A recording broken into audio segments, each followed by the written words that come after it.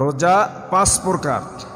ফরজ রোজা, ওয়াজিব রোজা, সুন্নত রোজা, মাকরু রোজা, হারাম রোজা। কয়টা হলো? 5টা। 1 নম্বরে হলো ফরজ রোজা, যেটি রমজান মাসের রোজা। 1 মাস উম্মতি মুহাম্মাদীদের জন্য কি ফরজ। এখন 1 মাস রোজা ফরজ। অনেক সময় আরবি মাসটা 29-এ হয়, 30-এ হয়, 31 হয় না, 28 হয় না। এটা ইংরেজি মাসের মতো না, আরবি মাসের গণনাটা ভিন্ন। 29 অথবা 30 এর মধ্যে কিন্তু আরবি মাসটা ক্লিয়ার হয়ে যায়। অনেক সময় যদি রমজান মাসে 29 দিনে মাস হয়ে যায়, তখন লোকজনেরা বলে যে এবার একটা রোজা পুরল না। এমন কথা হয় কি হয় না? আসলে আল্লাহ পাক 29টা রোজা বা 30টা রোজা এমন কথা বলে নাই। আল্লাহ বলছেন 1 মাস রোজা তোমাদের জন্য ফরজ। কোন সুবহানাল্লাহ। এখন এই 1 মাসে 29টাও হতে পারে, 30টাও হতে পারে। কথা বোঝেন নাই? তাহলে রমজান মাসের রোজা হলো ফরজ, আর ওয়াজিব রোজা হলো 2 নম্বর।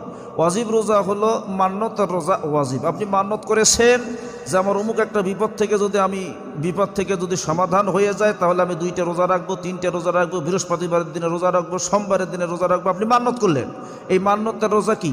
ওয়াজিব।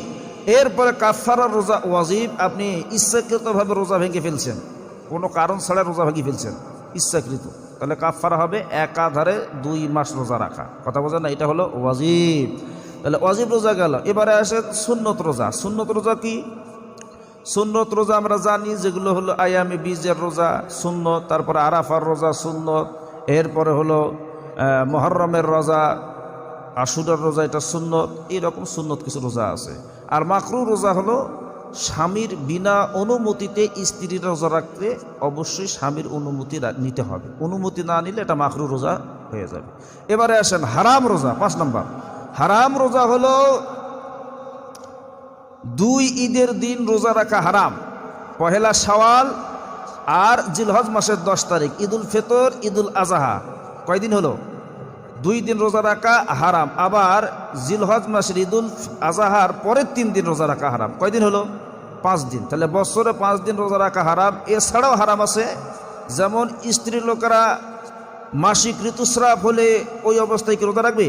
নাপাক, ওই অবস্থায় রোজা রাখা নিষিদ্ধ, হারাম। পরবর্তীতে গুনে গুনে কাজা উঠাবে। এই হলো রোজা 5 প্রকার। 30টি রোজা ফরজ। এ ব্যাপারে আল্লাহ রাব্বুল আলামিন কোরআনুল কারীমের মধ্যে সূরা বাকারার 183 নম্বর আয়াতে বলেছেন, ইয়া আইয়ুহাল্লাযীনা আমানু কুতিবা আলাইকুমুস সিয়াম কামা কুতিবা আলাল্লাযীনা মিন ক্বাবলিকুম লাআল্লাকুম তাত্তাকুন।